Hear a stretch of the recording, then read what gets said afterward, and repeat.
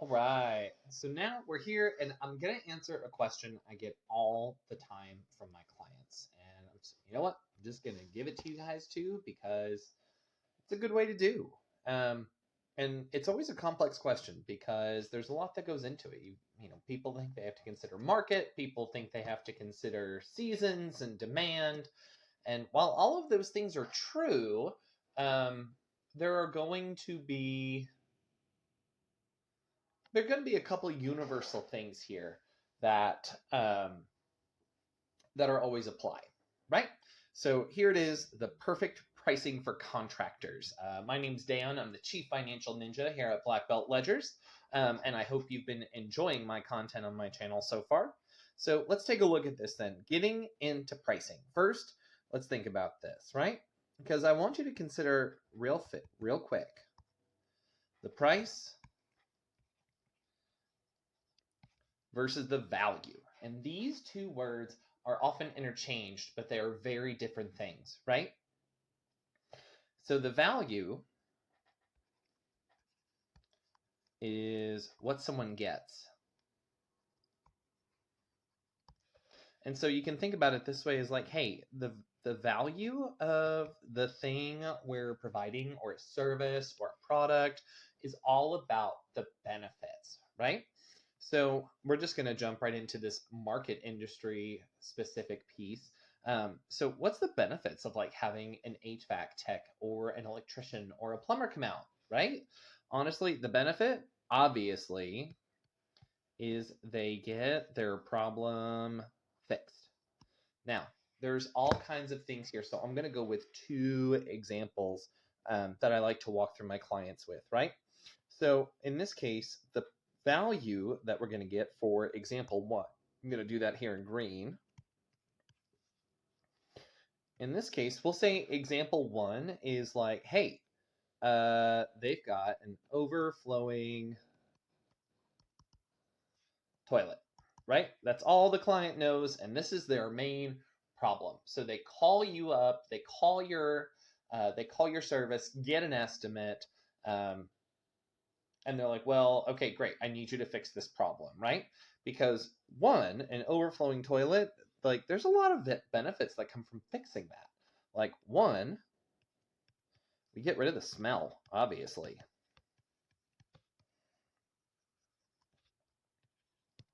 Two,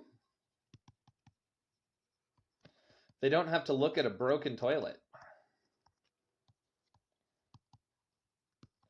And all of the things that may still be hanging out in the bowl. But the main thing is, the main problem that you're solving for them now is that they have a working bathroom, because if one of the toilets in the house doesn't flush, maybe it's an issue with the line that runs out to the sewer system or the septic tank, or maybe it's a specific pipe within the house. The client's not sure yet. So the other part of this is, they get a lot of time back because they don't have to fix it. You do it for them, right? But on top of all of that, it comes down to additionally another benefit that they get here is that they have an expert come out and really make sure the problem is fixed the first time.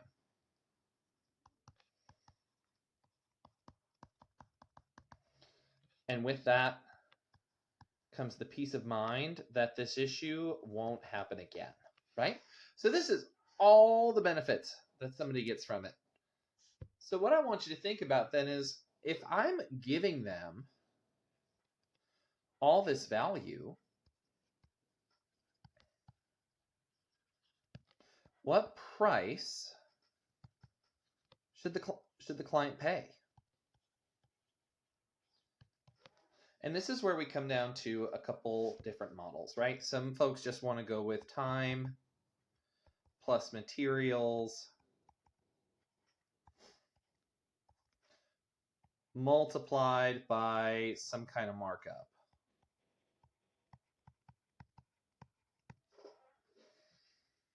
And that's fine, because you know what? That's a pretty common standard and practice. And honestly, we're going to boil things down to a little bit. But the question is, what's this markup going to be? that answers another question. 20%? 15%?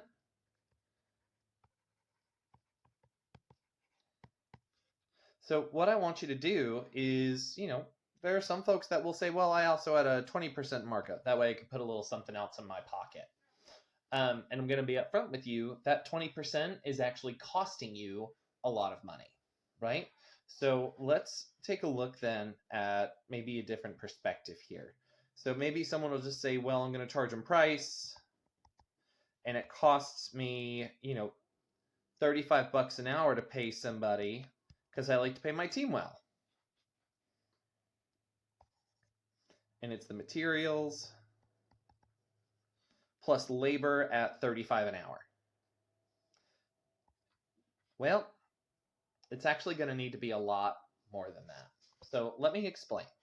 When we're in here with this particular example, right, there's a lot that went into this. What went into the fix? One thing I want to explain to you is that there's a lot more that goes into this. And it's not just materials, labor, and a markup amount. Okay? You've got to pay the following things that happen. I'm going to write these in red for you. You've got rent. You've got utilities. Insurance. That way you're covered. You've also got maybe a truck payment.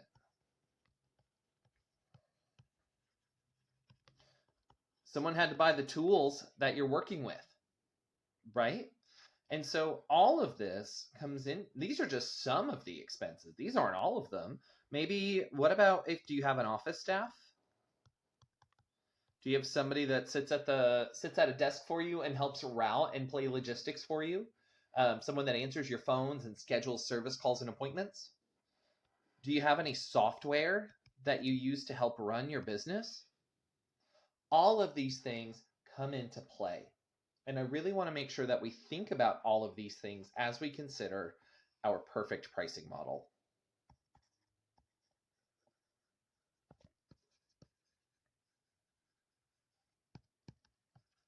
And again, I'm using kind of a general assumption here. I'm not using specifics because you may have a little bit of variation, right? Maybe you have a particularly high overhead. Maybe you don't have an office staff. Maybe you have, everything dialed through directly to your phone. But again, a general format that I want you to think about. And so if we're thinking back to that earlier formula where we have, the idea of materials and labor multiplied by some kind of markup, we can use this general approach. But one thing I want you to keep in mind for me, I want you to think that because you have to pay for all of these things up here that we talked about, I want your materials to come down to about 30% of the price the client pays. The labor come down to 30% of the price the client pays. And this markup should be closer to a 40%. So the idea is 30% of the bill should be materials, 30% of the bill should be labor, 30% should be markup. And again, this really applies when you're looking at large projects. So maybe like a new construction or a new system installation, anything along those lines. If it's just a simple routine fix, then there are other things that you can use to help you really get crystal clear on pricing. Things like Profit Rhino, I know for flat rate pricing makes clients very happy. But as you're going through this, this 40% markup comes from another 30% that's going to go to all of those other expenses we listed earlier. And I'm going to call that overhead. And 30% of that's overhead. And more importantly, I also want you to remember that you should be at about 10% profit should be built into your pricing as well. You didn't get into business to do things for free. You're not out here busting your humps so you can go just work and lose money, right? You're working to make money. That's why anybody goes to work. So here is what I consider your perfect pricing model: 30% materials, 30% labor, 30% overhead, and 10% profit, right? So let's take a look at this then. When we take a look at our idea here, I'm going to be taking a look at that second example I promised you, yeah?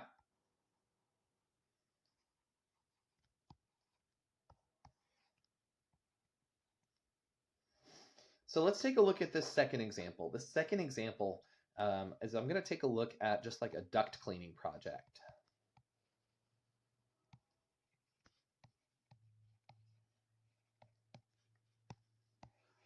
So with our duct cleaning project, somebody calls you out to their house and they say, hey, I want you to clean my ducts out, right? So when you're thinking about all of these things, when you're trying to figure out your pricing, I want to recommend you use a really important tool to help you out. And this is called a value stack. Now, a value stack is super helpful because it kind of helps you guide your sales pitch. It's one of the things that helps you with that conversation, right? So if you come out here and say, yeah, hey, you know what? I can totally come out and clean your ducts because you know what? Some of the benefits we get are we're going to see there's reduced allergens and bacteria.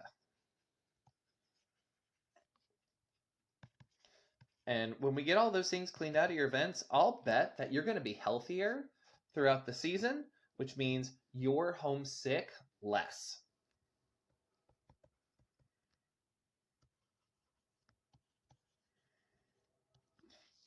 Additionally, when your ducts are cleaned out, you're actually going to find that you have an improved airflow within your system.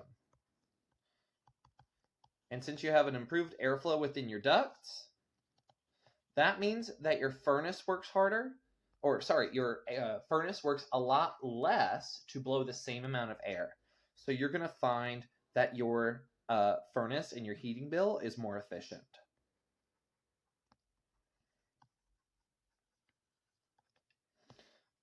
And we've also seen that that can extend the life of your furnace too if it doesn't have to work as hard.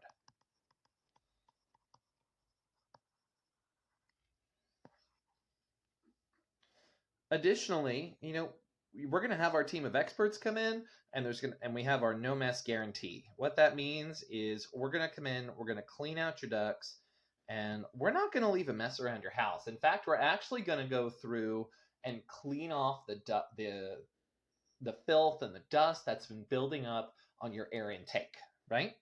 So in this case, we make sure we clean up after ourselves. And we make sure there's not a big mess for you to tackle when we're done cleaning out your ducts. That way you still have a clean house.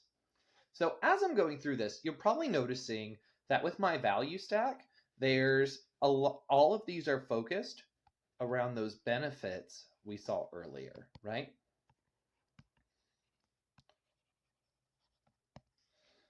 And so with this, you can then say, great, based on the size of your house, you've got a 3,000 square foot house. You have two heating, you have, 2 units on your house to make it work. So the way we can then calculate our pricing, things our clients don't see,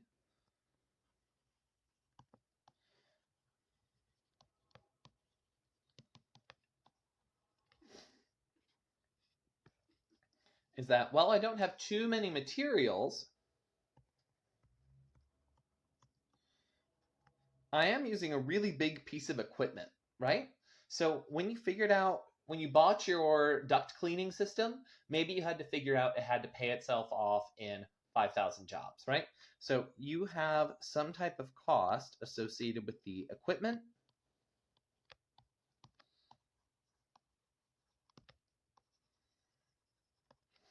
And maybe you're going to install new filters for them, etc. The labor that's associated with that, it's going to be 4 hours each for 2 guys, right? For 2 team members.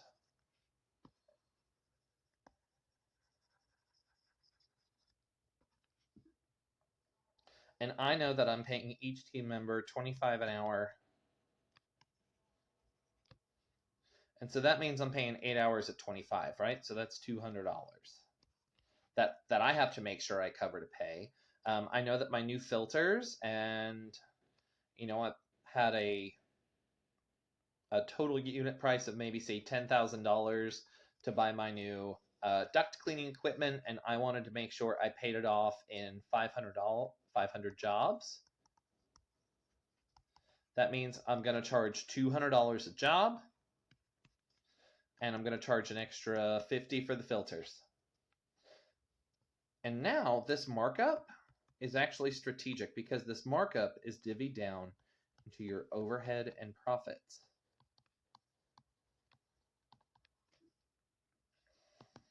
And so with this, you can say, great, well, I know this is about $450 here.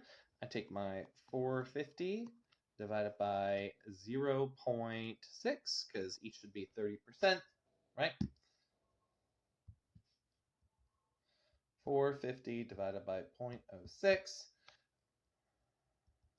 450 divided by 0.6. That's what I meant to say.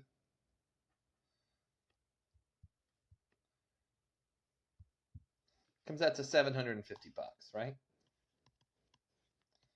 Is kind of what you should be charging here.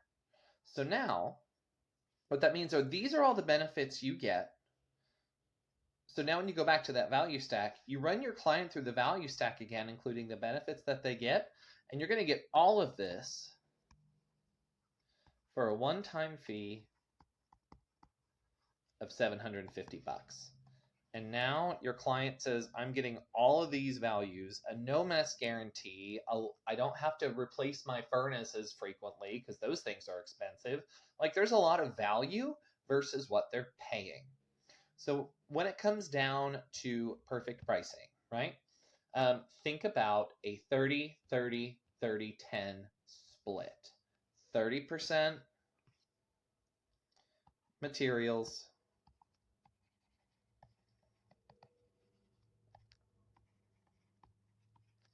30% labor, 30% overhead, and 10% profits.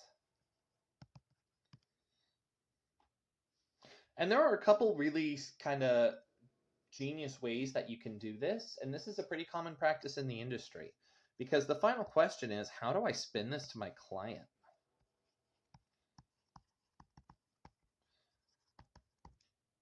Because you're not going to sit down and break down your cost and your pricing for them. You're going to show them what the value of the service you're providing is. So the way that you can spin this is to break it down to them on an invoice and say, hey, here's materials. And I know that I'm paying my guys $25 an hour. But really, what I'm going to do is say that's only 30% of what I'm looking for. So, because only 30% of that's going to be the labor. And what you can do is sneak in these last two pieces as additional labor. And that way the client sees, hey, it costs 30% for materials, but in reality, if it's $25 per each employee per hour, what I can do is I can multiply that by 2.33.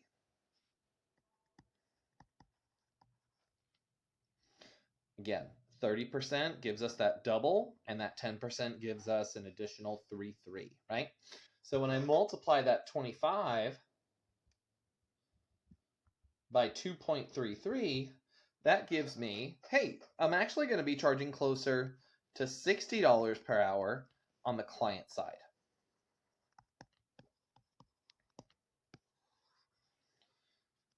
So if you can take a calculation and make sure you know how much it's going to cost you to run your trucks every hour, man, that's a solid way to do it too. There's all kinds of different strategies that you can implement. But one of the big questions I always get is, how do you do perfect pricing? And this is my instruction on how to do it. It follows a 30, 30, 30, 10 breakdown. All right, my name's Dan with Black Belt Ledgers. And as always, you can find me at www.blackbeltledgers.com. If you have any questions or want to set up a one-on-one appointment with me, I'm happy to sit down and chat. All right, thanks everyone. We'll talk soon.